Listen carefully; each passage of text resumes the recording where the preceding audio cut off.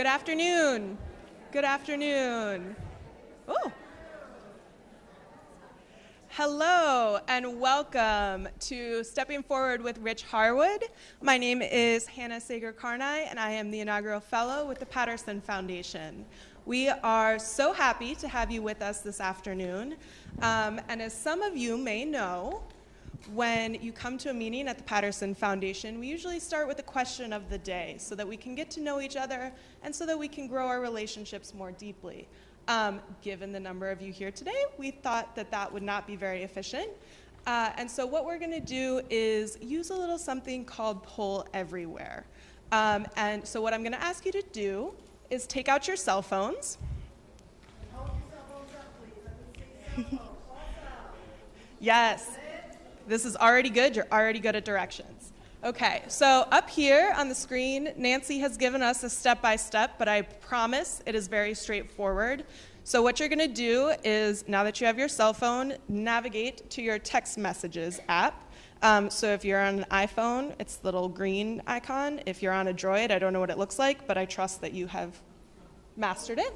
So you're going to open a new text, and where you would put the phone number, you're going to put 22333, 22333. And then where you would type the message, you are going to put Nancy Henry 523. And this is a little blurry, so it's NANCY HENRY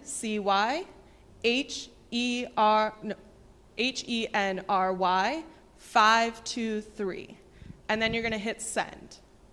Raise your hand.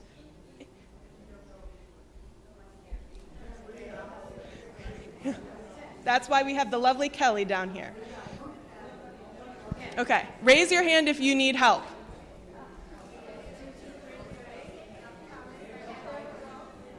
Yes, so you are going to send Nancy, NANCY, Henry, HENRY, 523. All one word, no spaces.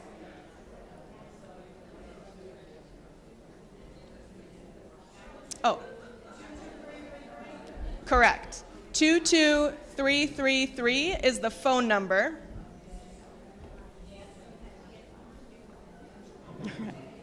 Raise your hand if you still need help. We have the lovely Heather down here.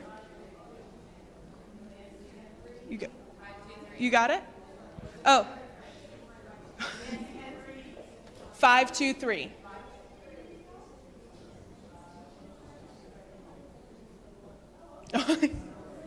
We're having teachable moments, help your neighbor moments.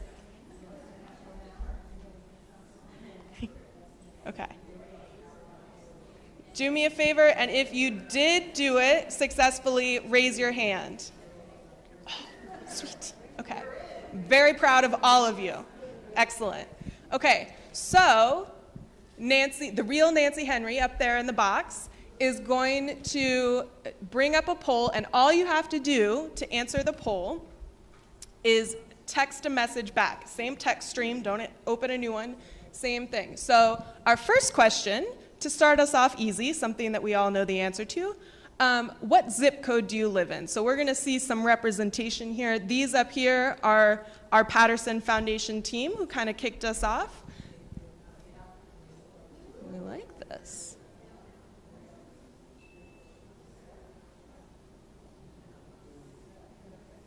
This is good. So, okay, the bigger the number, the more people are from that zip code.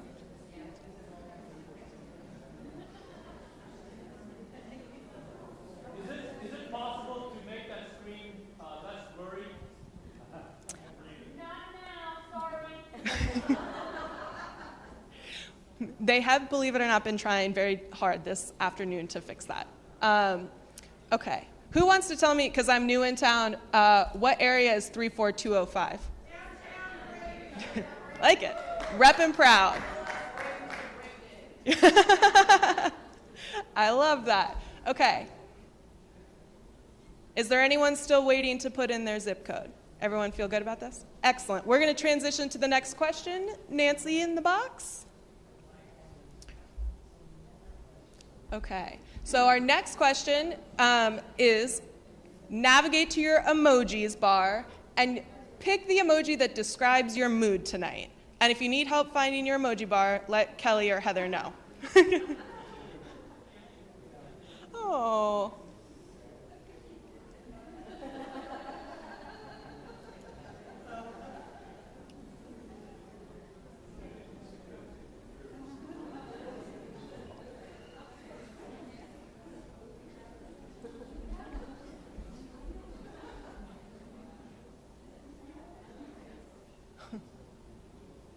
Oh, wow.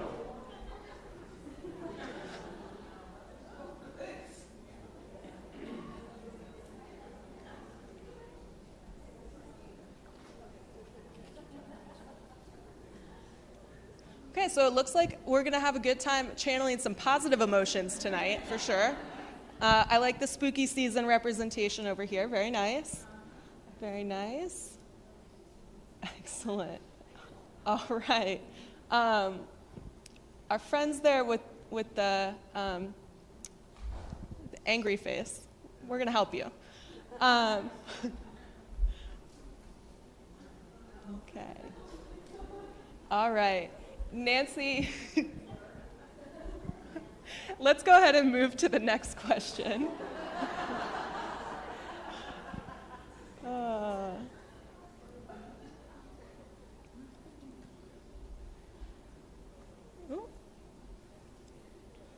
Okay, so now we're going to take it a little bit serious. Now we've all gotten to know each other. We see we've got some good humor. And so let's give one word, so you just type the one word in your message, of how you hope to feel when you leave tonight. So Rich Harwood is going to talk a little bit about discovering shared aspirations, coming together in a more hopeful way, building a strong community. But what do you hope to gain? What brought you here tonight? This is good.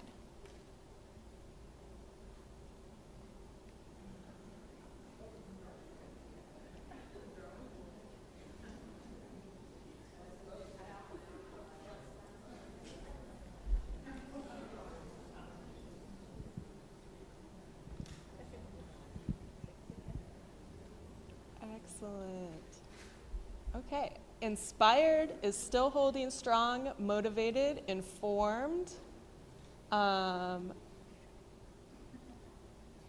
We have a lot of different words here, but inspired is most popular. Encouraged, optimistic. I love it.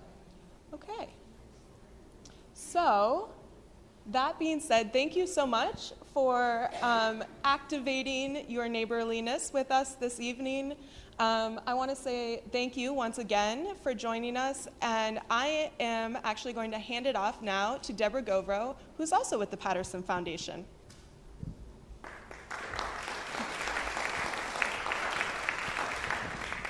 Thank you, Hannah. It's a pleasure to be here with you tonight. It's a delight to see all of you here. The Aspirations to Action initiative is something that's near to dear to my heart. As a consultant with the Patterson Foundation, I'm the lead for the Aspirations to Actions initiative.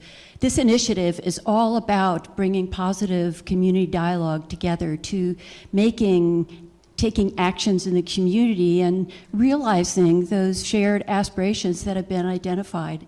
So right now we have the opportunity, how exciting it is to hear Rich Harwood present, because Rich is the person in 2012 connected with Deborah Jacobs, and it was the beginning of a wonderful series of events and opportunities to bring this wonderful work into our community. Let me ask a question. How many of you right now have been part of the Aspirations to Actions work? How many have actually been to a lab or completed a lab or in a lab right now? A good portion of you. That's beautiful. It's awesome work.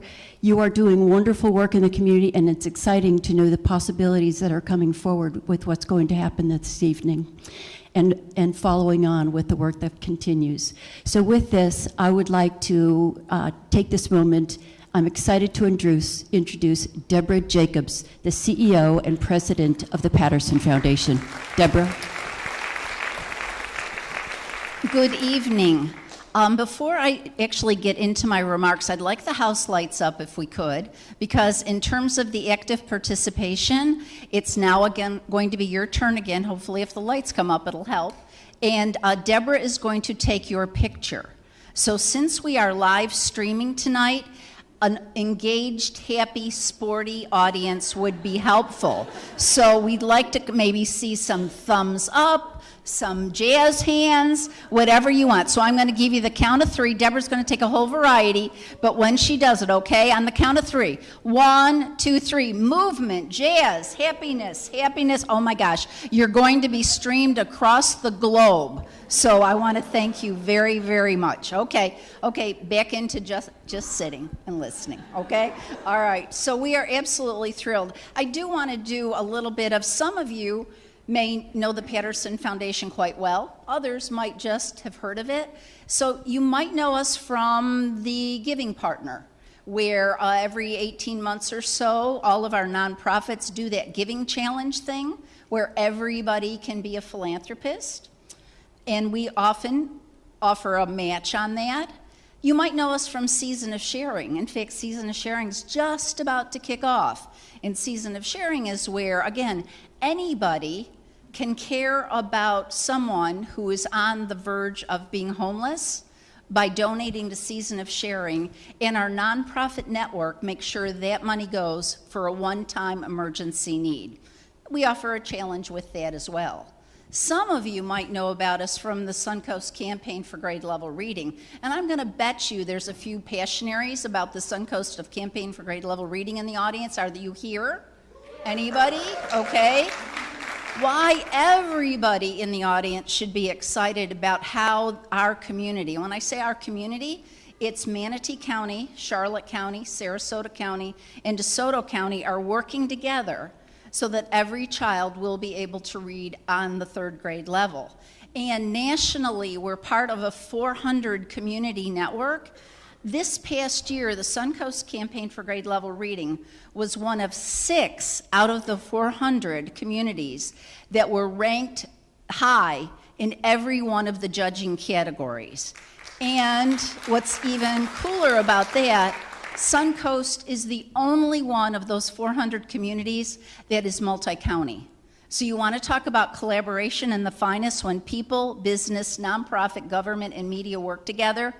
It's a long journey, but we're making progress. So I want to thank everyone who does participate in that.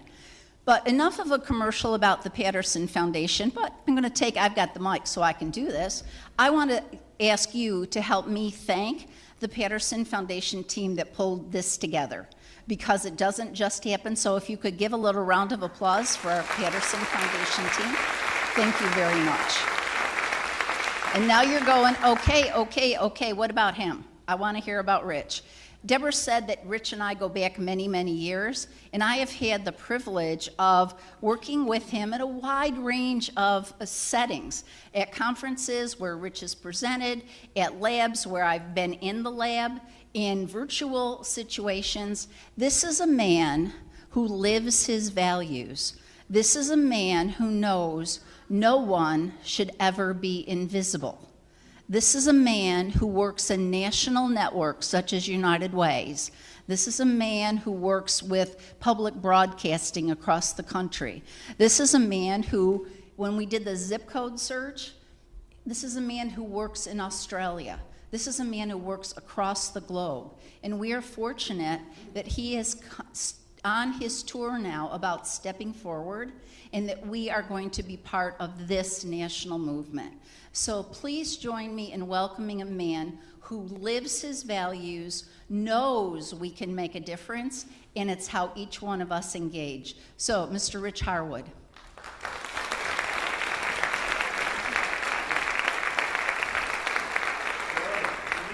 Good afternoon. How's everyone? Great. I guarantee you this will be easier than sending a text message. It is great to be with you here in this region, in Manatee and Bradenton today. Before I get started, I just want to say I get to go to a lot of communities. This community is particularly blessed because you have an organization like the Patterson Foundation, led by a leader like Deborah Jacobs, who is visionary, who is courageous, and who has stuck with this work over many years. How about a round of applause for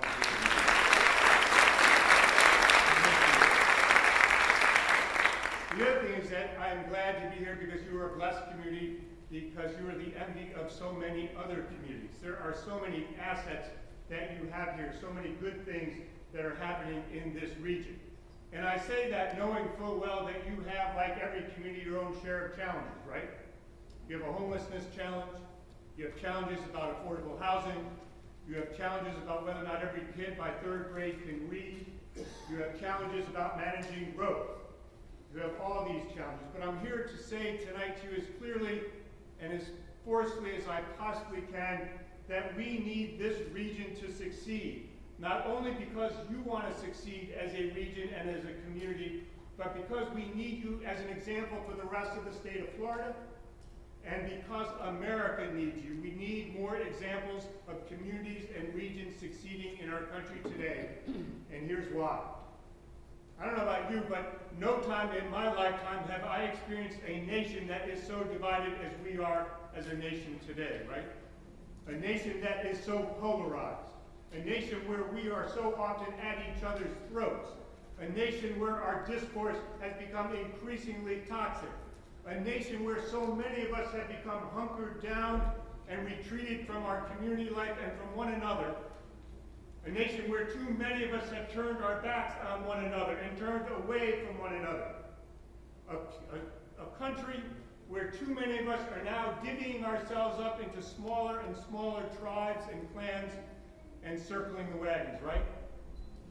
And I'm here to say that we do not have to accept what's happening in the country today.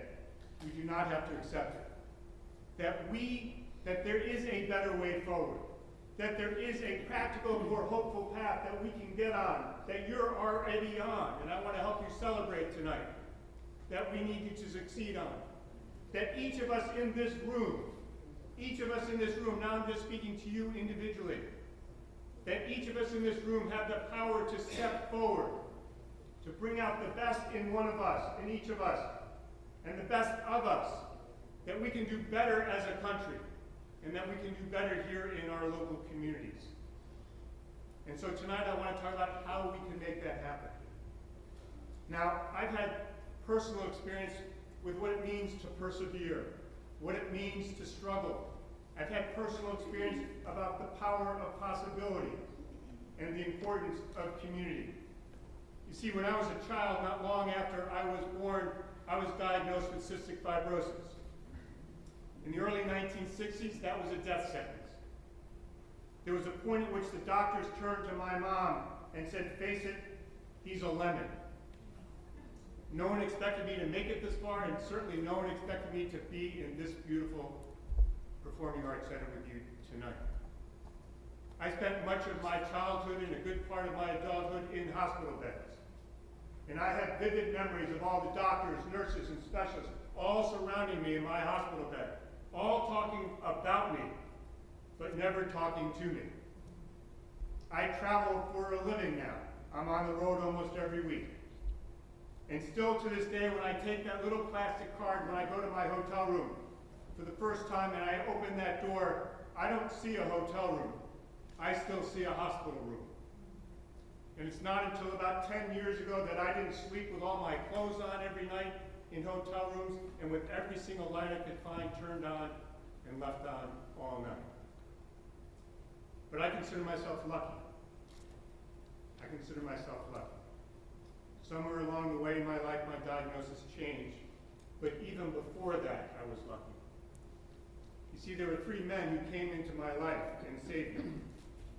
There was my basketball coach and baseball coach, a guy named Mr. Rivers, who was a laborer at our local racetrack, who taught me that I could exceed in sports and exert myself physically, notwithstanding my own physical ailments and limitations.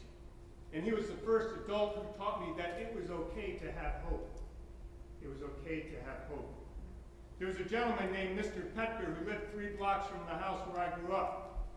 We belonged to the same synagogue in my town in upstate New York. He was an engineer in town.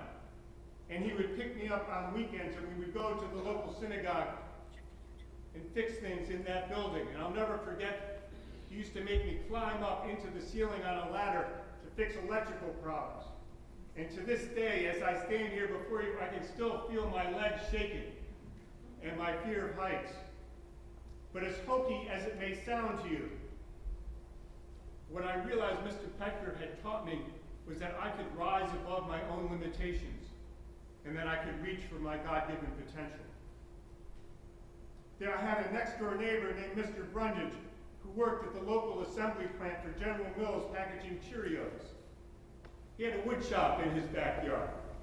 And on weekends, he would take me into the wood shop as a kid and teach me how to build things, make things.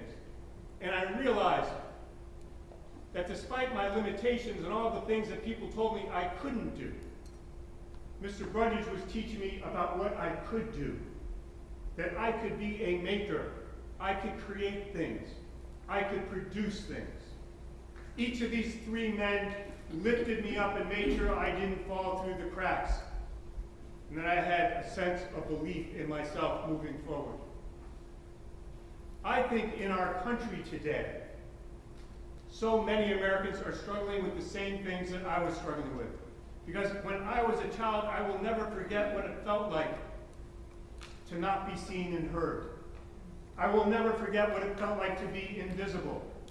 I will never forget what it felt like to have my dignity stripped from me. I will never forget to this day what it feels like to know that tomorrow will not be better than today. In my experience, tomorrow was usually worse than today. And as I said, I believe many Americans are struggling with some of these same issues today. As I go across the country, and as I've worked in this region, there are people who live with us who are wondering, will they be afforded a sense of dignity? Will what matters to them matter to the rest of us? Dignity to me is not negotiable. It's not like respect. It's not something you earn over time. It seems to me that dignity is a God-given right. It's intrinsic to being alive. It's something that happens at birth. And yet, I think in our country and in our communities, we give lip service to dignity. We give lip service to dignity. I think we have to make a decision. Will every individual in our communities and in this region be afforded dignity, regardless of the color of their skin, regardless of their age, regardless of what part of these 4 counties they live in, regardless of how much money they have in their wallet, regardless of what kind of car they drive or what kind of clothes they wear? Will each individual be afforded dignity? That is a choice we have to make. Hope. I think people want to know, will they have a sense of hope that tomorrow can be better than today? Now, to me, hope is not a campaign slogan. It's not something you slap on a bumper sticker. It's not some abstract academic notion we write about. To me, hope has a very practical definition, and it goes something like this. Think about the single mom in one of these 4 counties in this region who has 2 children. And she sends those 2 kids off to public school in the morning. Hope to her is whether or not there will be teachers in schools who welcome her 2 kids and give them a good education and teach them to learn to read and succeed in life. And her 2 kids, when they go to bed at night, like each of us did as kids, right? And we're falling asleep and we're putting our heads down on the pillow and our eyes are starting to close. And we're wondering, will tomorrow be better than today? Will something positive happen in my life tomorrow? Will there be some adult who will give me unconditional love tomorrow? Will there be someone there for me tomorrow? Hope is not abstract, it's not a bumper sticker, it's not a campaign slogan. It's whether or not we actually believe we can help people create better days tomorrow than today. And lastly, community. We like to talk about community. It's really important to me. It's what saves me. But my question here tonight in this region is community for all of us or just for some of us? Are we all pulling in the same direction and bringing everyone along with us, or are we just pulling in our own direction? Is community for us and those who look like us and sound like us, or is it for all of us? And it seems to me we have a choice here in this region. It's a choice that you're making that I'll talk about in a moment, about whether or not community will actually be a common enterprise. Whether or not we're all in it together, moving in the same direction, or whether some of us will be left behind and left out as others of us move forward. Now, you still with me? Yeah. You sure? Yeah. All right. Now, at this point, I usually talk about a community that I've been working with for a number of years in Kentucky, about how they're demonstrating that we can actually come together and create dignity, hope, and communities of common enterprise for everyone. But I'm here in this region, and I've worked in this region. And so rather than telling you about Kentucky, I'd rather talk about this region and these 4 surrounding counties.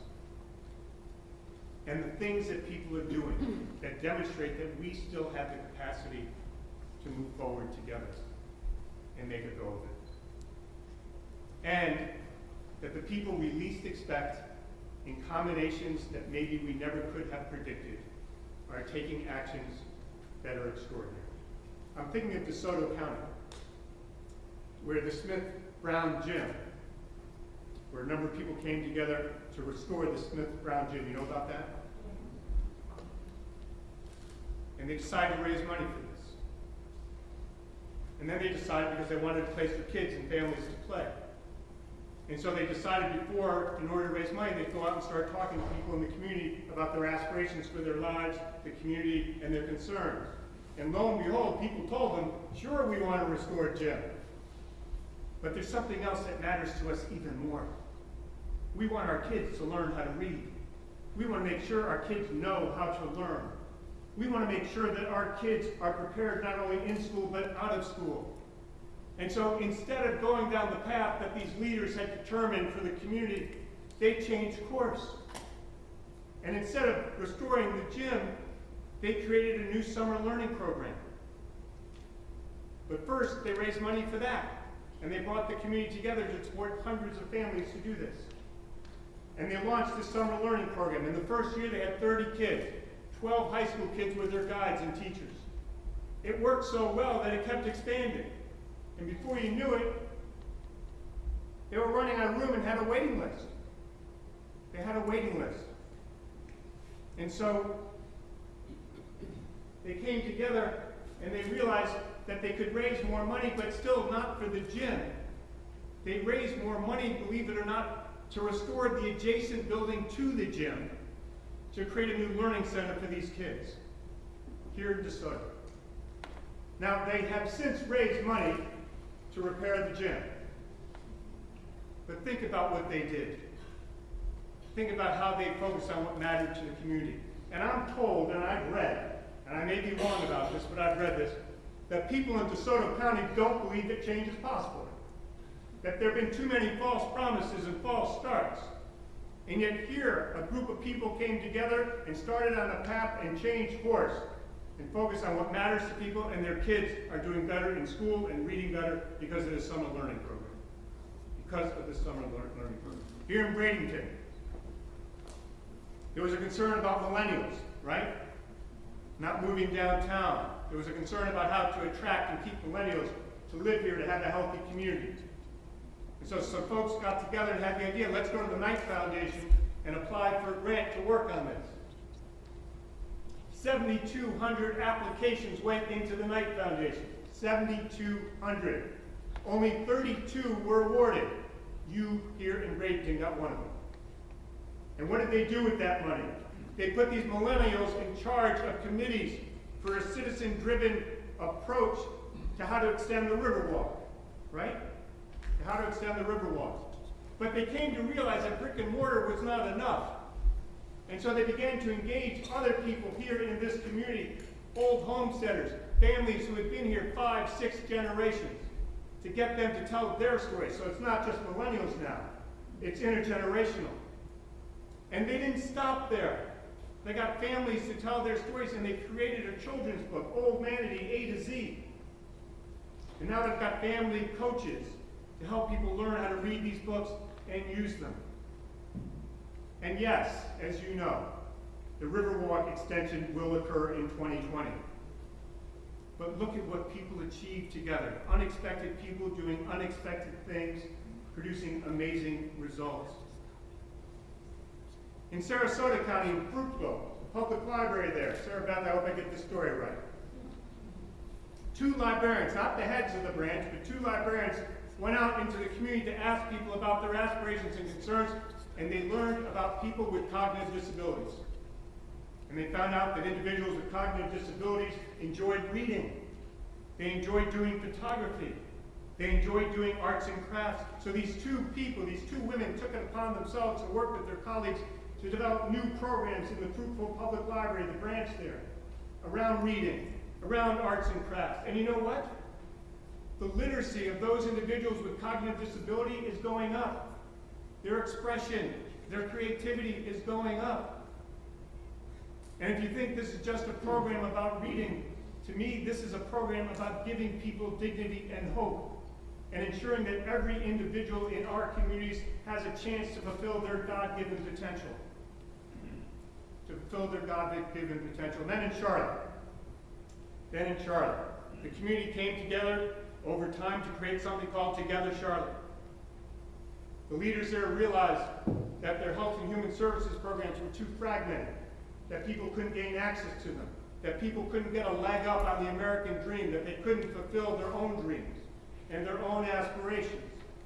And so these leaders from these different departments and nonprofits and agencies, they actually came together. At a time when all these groups tend to compete with one another and fight with one another and look for turf and take credit for things they didn't do, these folks came together. These folks came together, and here's the thing. They've now created a new family services center where people can come in to learn, where they can do one-stop shopping in terms of services they needed to support themselves and their lives.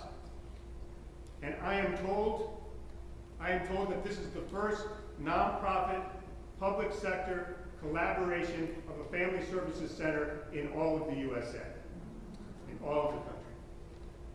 People coming together in unexpected ways, doing unexpected things, producing unexpected results. We can do this in this country. We don't have to accept what's happening. We do not have to accept the polarization. We do not have to accept the acrimony. We do not have to accept the toxic discourse. We do not have to accept the finger pointing and the questioning of each other's motivations. There is an alternate path. And so I want to talk about 4 things that I think are critical to this region, that build off these stories I just told you, and that are critical to our country, that are critical to America. The first one is this. We need to look to our local communities to restore our sense of belief in ourselves and in one another, that we can actually come together and get things done. Now, I know it's hot down here today, but I can tell you it doesn't compare to the hot air coming out of Washington, D.C., where I live. And I'm not talking about who you voted for, I'm just talking about collectively what's going on. And here's the thing, even if Washington, D.C. did everything that we wanted it to do, we would still need to look at our local communities to restore our sense of belief in ourselves and one another, and here's why. Because it's only right here in this region that we can turn out toward one another and see and hear one another again. It is only right here in our local communities in this region that we can afford each other dignity in our daily lives. It is only right here in our local region, in your local communities, that we can come together and make progress together. It is only right here in our local communities in this region that we can restore our belief that we can actually get things done together like they did in DeSoto and Charlotte and Sarasota and here in Bradenton. It's right here in our local communities that we can demonstrate that we still have the wherewithal, the know-how, the wisdom to come together and make a go of it in this country. And so we've got to start here in our local communities. Don't ever think that anything you're doing is too small, because everything you're doing adds up to a new trajectory for our country with growing momentum and ever-growing civic confidence that has to start here in our local communities. Number 2, along those lines, we need to see ourselves. And when I say ourselves, I mean each of us in this room. We need to see ourselves as doers again. as doers. There are so many Americans who are so hunkered down. There are so many of us who have retreated from one another. There are so many of us who have turned our backs on one another and don't want to listen to one another. We need to see ourselves as doers, as creators, as builders in our country. I happen to think it's the most exceptional thing about our country. It's part of our DNA. That's what the people in DeSoto did. They set out to restore a gym, but they figured out that learning and supporting their kids was more important, and they focused on it, and they came together and got it done. They got it done. In Bradenton, they reached out to millennials, and they reached out to people of other generations, and they made community a common enterprise again. They made community common enterprise again. In Fruitville, those two librarians, I don't even know if they asked the chief librarian of the county permission to do this, but they did it. They did it. They saw that they had the agency and the power to step forward and go talk to people, and they realized that people with cognitive disabilities need a fairer shake and want to fulfill their God-given potential, and they could do something about it. And the folks in Charlotte, they're doing something amazing that other communities should be copying all across our country. I'm convinced, after doing this work for 30 or 35 years now, that we are leaving 85 to 90% of our capacities on the table to solve problems in our communities, because we are contracting this work out to just a few institutions and a few leaders. We need ourselves to come together and make a difference, not simply to solve problems, but also to demonstrate that we can actually come together and get something done together. We need it for both those reasons. So that's number two. Number three, I think we need to take back our shared story. Our shared story.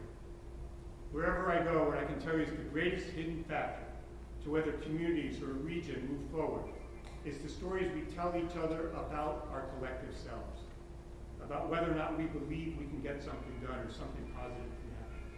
That's part of the challenge in DeSoto, the disbelief that something positive can happen. These stories we tell each other, they shape our mindset, our attitudes, our behaviors and actions. And in so many places, we have ingrained negative narratives that things can't happen, or we're waiting for a new elected official to get elected, or we're waiting for some foundation to come save us, or we're waiting for some organization to do it for us, or we believe that we've already solved all the problems in our community and we can rest on our laurels and there's no more work to be done. I have yet to visit that community anywhere in the world. Anywhere in the world. I believe we need to reclaim our shared story and begin to reconstruct our can-do American narrative. Our can-do narrative. But here's the thing. It can't be driven by public relations campaigns. It can't be driven by hype. It can't be driven by more false hope. These narratives, these can-do narratives, have to grow out of the actions we're taking together, like the ones in DeSoto, and in Bradenton, and in Charlotte, and Sarasota. These efforts where we're coming together and demonstrating what we can do. And so often what I found in my work is that the efforts that we're doing, the efforts that probably so many of you are involved in today, they're invisible to the ones of us who are working on them. We think we're not making enough progress. We think no change is occurring. We think our efforts are too small. And I'm here to tell you that each step that you take along the way is important. And each step, even when we fail, is important because we can learn something from it and get back up and keep on moving. And so I'm here to say that we need to make our invisible change more visible so that we can see it and learn from it and spread it. And I think we have to learn how to be storytellers in our own communities, not about some other community that succeeded, but about our own community, the things that we're doing right here to succeed and to progress. You know, there's an old country song, I like to say I'm from the South. I'm from South New York, Brooklyn. But even there's this old country song, the refrain of which is, I can't see me in your eyes anymore. Think about it. I can't see me in your eyes anymore. And more than anything, we want to see and hear ourselves. We want to know what matters to us matters to others. We want to know that actually there is progress being made and that we can actually have a sense of possibility and hope that tomorrow can be better than today. The way in which we do that as human beings is we tell each other stories. And the stories we need to tell each other are stories of possibility and hope that we can actually come together and get things done. And again, I will just underscore, your change does not have to be big, it doesn't have to be scalable, it doesn't have to cost millions of dollars. It can start small and in your neighborhood, it can start with your neighbors, and we just need to get moving in the right direction, a better direction. Now, just a couple last things before I close. At this point, there are always people, if they're still listening to me, who are saying, this sounds really nice, but it's not possible in America today. We're too divided. We're too polarized. We're too angry. Too many of us have too many grievances. There's just too much at work against us. And so I just want to remind you of something that I think is really critical as Americans. During the time of the 13 colonies, before the American Revolution, the 13 colonies, as you may know, disagreed about almost everything. They held very little in common across the 13 colonies. But they held this in common, an aspiration for freedom and a desire to kick King George the Tyrant out of our country. They didn't have an army back then. They didn't have fax machines or the internet. They didn't have a lot of money. But folks, this ragtag group came from the farms and from small towns and from cities. And they banded together, not even knowing what each other are doing. But they had a sense of a common direction they wanted to move in. And we formed the greatest democracy on the face of the earth. When we faced slavery in this country,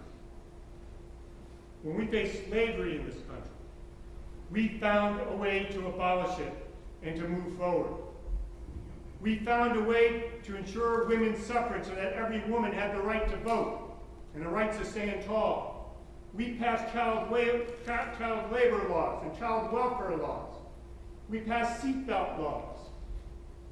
Time and time again, this country has risen to the challenges before it. And I know and you know that we have stains on our civic fabric that started before the founding of this country with slavery, and we are still fighting some of those challenges today, and there are new ones that we're facing now. But every time in our history we have risen, and we have come together, and we have decided to make the most of what we can do, and we have achieved something great.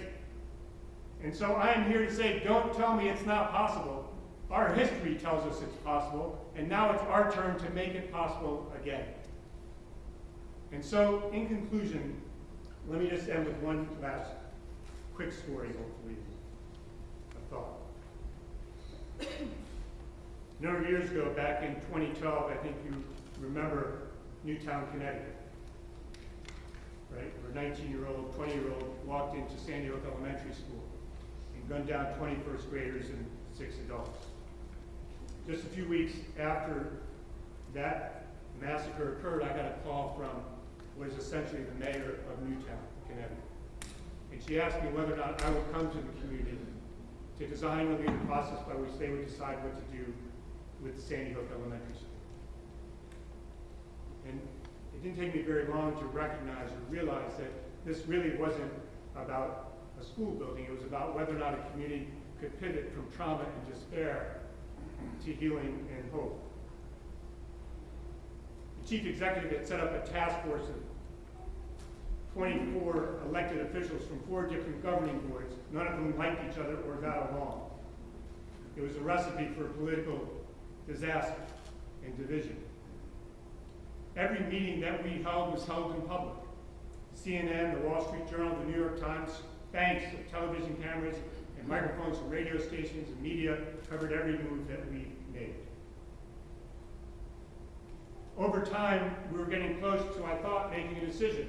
And we had announced after our 3rd session that we would be making a decision at our 4th meeting.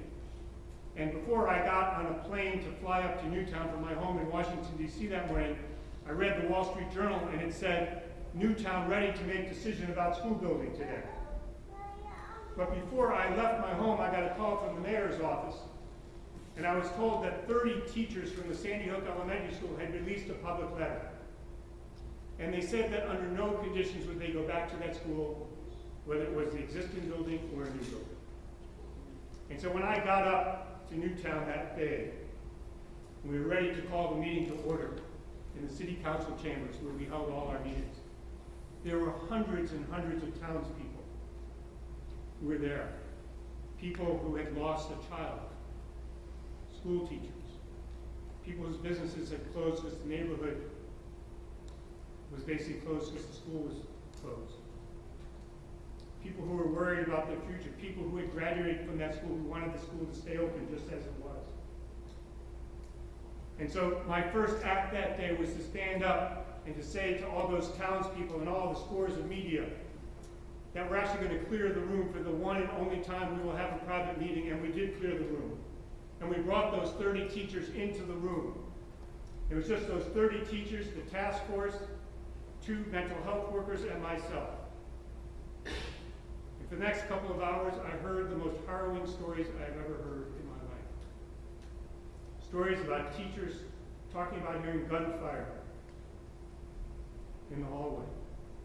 Teachers talking about how they hid their kids under those little desks in elementary school. Teachers who hid their kids in storerooms. Teachers who hid their kids in bathroom stalls. Teachers who barricaded their doors to make sure that the gunman couldn't get in. Teachers who saw their colleagues get gunned down in the hallway. And so when we came back into the room after that private meeting and those hundreds of people came back in, and all the television cameras and everyone else came back in, my second act that night, public act, was to stand up and say, tonight's not the night to make a decision. Emotions are running too high. We're not quite sure what to do. And I sent the task force, after we talked for a couple of hours, I sent them off and said, I want you to search your soul for what you think we should do, and I want you to talk to one another about what you think we should do, and I want you to talk to other townspeople about what you think we should do. And when we came back a couple of weeks later, we didn't know what would happen. I will never forget, there was this task force woman named Laura who was sitting off to my right, who raised her hand and she said, you know, Rich, I've been struggling with this decision over the last 2 weeks. I've been struggling with my own emotions. I've been struggling with what's happened to our community and the despair that we feel. And she said, I've come to this conclusion. We need to move forward as best that we can. There is no perfect solution for an imperfect situation, for an inexplicable situation. And so that night, over 3 hours, we debated what to do. And over that 3-hour period, I was convinced that the whole thing was going to collapse. I told them they didn't even need to make a decision. We could wait another year. And over those 3 hours, the people on that task force who were divided, who didn't agree with one another necessarily, who often didn't even like one another, they began to see each other's arguments. They began to see and listen to one another. They began to understand that they were going to have to compromise if we were going to move forward. They began to see that we were going to have to pull together if we were going to move forward. And so a decision that I thought was going to break apart ended up being that night a unanimous decision to tear that building down and build anew. In unimaginable circumstances, Newtown, Connecticut came together and held their community together. I'm here to ask you tonight, will we in this region bring ourselves together? Will we begin to see and hear one another? Will we afford each other dignity? Will we pull together as a common enterprise? And will we hold ourselves together as a region and as a community? That's important for you in your lives, for this region. As I said before, it's important for the state of Florida, so we have more examples of communities that can do this and get it done. And I'm here to tell you, America needs you. We need you to succeed and tell your story. Thank you so much for having me.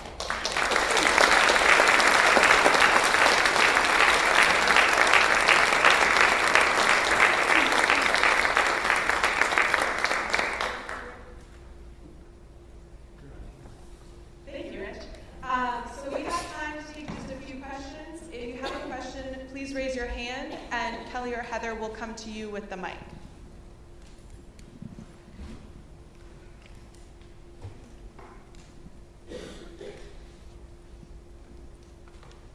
Any comments, concerns, suggestions? I'm in a disagreement. Mine's a civil. We would just like to know when your presidential campaign will begin. As soon as you raise some money. No, thank you. I like my day job. Thoughts? Things you're wrestling with? Sarah? Rich, I think we can all benefit from reading together, talking together about what we've read, and your book is a really great navigational tool. Can you talk a little bit about your book? Yeah. So the book is called Stepping Forward. The Patterson Foundation Aspirations to Action, actually, if I can just do this really quickly, is helping people form book circles. How many people here have already signed up for a book circle? Okay, so here's the thing, two things. One is if you haven't signed up, I'm going to ask you tonight to make sure that you sign up. And then when everyone is signed up, I'm going to ask you to go find 5 other people to join you in your book club. Right? We need a minimum of 8, but if you come with 5, I'm sure 3 other people will come. And here's the reason why I think it's important. Not because I wrote this book, although I would love for you to read it. The book talks about the fact about how we got into this mess that I think we're in as a country. I don't think this happened in the last 4 years, 8 years. This has been coming for 30 or 40 years. I write about that and the reasons why. That's just the first couple of chapters. But really what the book is about is how do we step forward? And it lays out 7 principles about things that, they're not things I believe. It's not a philosophy, although it's rooted in philosophical thought. It's things that I've worked on and market tested and road tested in communities all across the U.S. and in other countries that we know work. And so what I would urge you to do is join a book circle, read the book together, because there's an old saying in the line of work I do, we often don't know what we think until we hear someone else speak. And in America today, we sure don't listen to each other all that well. And I think it would do us all good to hear each other speak a little bit more before we talk. And so in book circles, we can do that. It might spark you to deepen work that you're already doing. It might spark you to start something new with someone else. And here's the other thing it might just spark, which is one of my hopes. The word cloud that you created before. I think we need a greater sense of hope in our country. A greater sense of belief that change is possible when we come together to do things together. And my hope is that when you read this book, you will get a greater sense of hope. Not that anything's easy or that, everything is free, but that there are ways in which we actually can step forward and do things and make a difference. And I just want to underscore one last point, because this can't be underscored enough. There is a belief in our country. I encounter it with funders, I encounter it with nonprofit organizations, I encounter it with government agencies, I encounter it with political leaders that I deal with every day. There is a belief that if your effort isn't big, if it's not large, if it's not expensive, if it's not shiny, if it's not complex, if it doesn't sound sophisticated, it doesn't have value. It doesn't have value. And the reason why I told the story about the ragtag group that came off their farms and went and fought the revolution, or how we beat slavery in this country, or how we did child welfare laws, each of those things started in local communities by small groups of people banding together and starting things. Things that they never imagined would grow. Things they never imagined would amount to anything. Things they never imagined would create incredible ripples throughout their communities and our country. We're at that moment again, so please, whatever you're doing, however small it is, it's important, it's vital, and don't give up on it, please. Hi, Rich. I'm Susie Bowie with Manatee Community Foundation. Thank you so much. I love your definition of hope. Do we believe we can help people create better days tomorrow? That's one of the best definitions of hope I've heard. So my question is really about organizations, and can you give us an example of how, by turning outward, organizations have transformed themselves? We're doing a lot of work with diversity and inclusion at MCF, and I'd love to get some positive examples from you. Sure. Let me use an example not from this region, but from another region. just because it's on top of mind. Oak Park Public Library, so it's another library. They were doing a strategic plan, typical strategic plan, kind of their head was down. They were going to go through the motions. I'm not saying strategic planning isn't important, but I'm saying that strategic planning typically is an inward activity. When they turned outward toward their community and started to engage their community, they came to understand that their community was a fairly well-off community, but was concerned about diversity and inclusion in their community. They were concerned about the opportunity gaps in their community. They were concerned about the fact that people couldn't come together and work together. They were concerned about hidden poverty in their community. They were concerned about disadvantaged folks who weren't getting a fair shot at making a life. And so in turning outward, what they realized was they needed to play a fundamentally different role in the community. So instead of worrying just about being a library, they worried in addition to that about the resources and assets they had. And they said, we're not going to hire more librarians, we're going to hire a social worker who's going to help us understand all these homeless people who are coming into our library who everyone keeps telling us to kick out, but this is the only refuge they have. We're going to understand all the people who are disadvantaged who are coming into our building who have no place to go and no hope. And so the social worker actually created a continuum of care of organizations in the community who had never worked together, mental health, the police, hospitals, and the library became the referral agency. But those places started to come into the library. Not only that, what they realized was that if they drew more of these people in a constructive way, they could actually serve the community better. So they built a barber shop in the library. And they hired a barber. So homeless people, disadvantaged people would come in. But here's the other thing they did. They hired a psychiatrist, a mental health worker. So that when people came in, they could engage them in conversations about their lives and what they're trying to create and the challenges that they're facing. But they didn't just stop there. They realized that people didn't have a way to express themselves in this community, and that too many voices were being shut out and left out. And so they created poetry readings, not in the library, but in the community. They created pop-up things in the community for families to come together. Right? They created all these different things that enabled them to become not only nice to have in the community, but essential to have in the community. I've seen that with libraries, I've seen it with public media, I've seen it with foundations. The Patterson Foundation naturally does this. We've worked with other foundations that need to do this. It's possible, and it's incredibly powerful. And here's the other thing for a lot of organizations, if you work in an organization. What this fundamentally requires is a shift in mindset, that we make our community, not our conference room, our reference point. What it requires is that we have the interests of the community at heart, not just getting credit for the things that we do. What it requires is developing strategies and initiatives and programs, because that's the form our work takes, that is relevant and matters to the people in the community, like the folks in DeSoto did. Right? They didn't fix the gym, they built a learning program first. Right? What it takes is understanding that while we need strategies and programs and initiatives, we've got to build the underlying conditions, what I would call the enabling environment, the norms, the ways in which we engage with each other, enough leaders, places where people can come and talk to one another, networks for innovation. We've got to pay a heck of a lot more attention to what underlying conditions we're creating that actually enable the community to work together. And we're too focused on programs and strategies at the exclusion of that.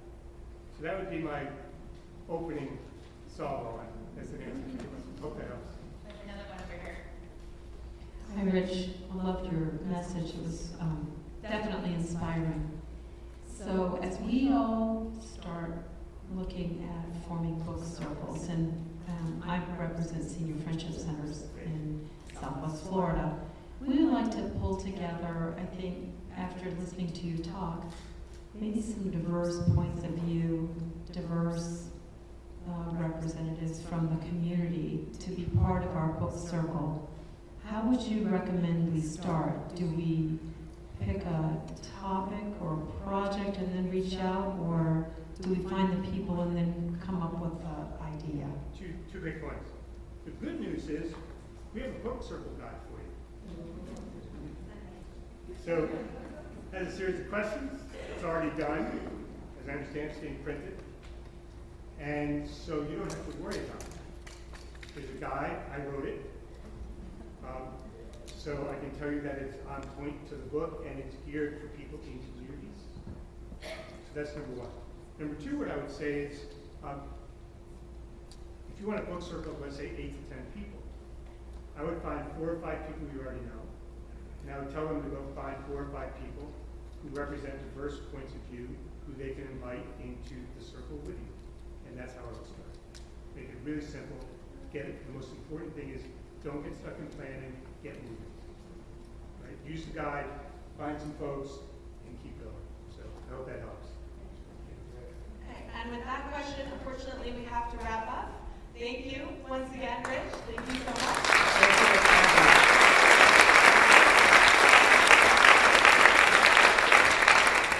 And I appreciate Rich doing a little plug for our book circles because that makes my job a little bit easier. But I'm going to provide you with a couple of options as you leave today. So Rich had words of hope and steps that we can take as we turn outward in our communities.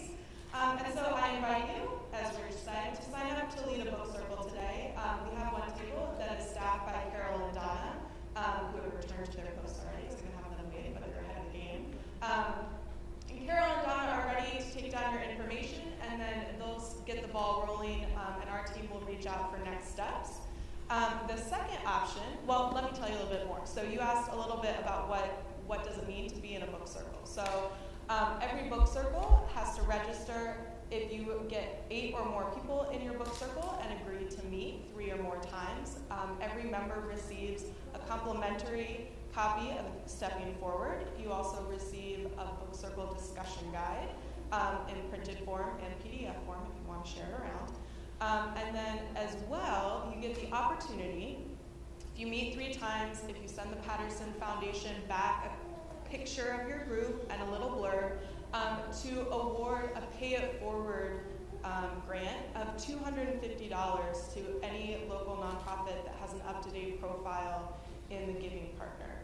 And so if you aren't familiar with the Giving Partner, it is a fantastic resource to learn more about area nonprofits. And if you are familiar, fantastic, I like that. But this is your opportunity to not just talk about what you can do in your community, but also really to turn outward and to kind of give them a boost. So it's double the fun. You get to discuss a book, build relationships, and also make an impact in your community. The second option is that you are already registered because you are way ahead of the game, and Heather has your books to pick up if you've received an email from me. So that's exciting, and that's a really quick exit option. The third option is that you can leave. That's fine. But we have folks ready to hand out just a little postcard with more information about the book circles. You're not under any obligation, although it is super fun, but that gives you a route. Or if you're already part of a book circle and you'd like to recruit some more, take a couple postcards to hand out around. But any option that you choose, we hope you have safe travel, and thank you once again for coming out tonight.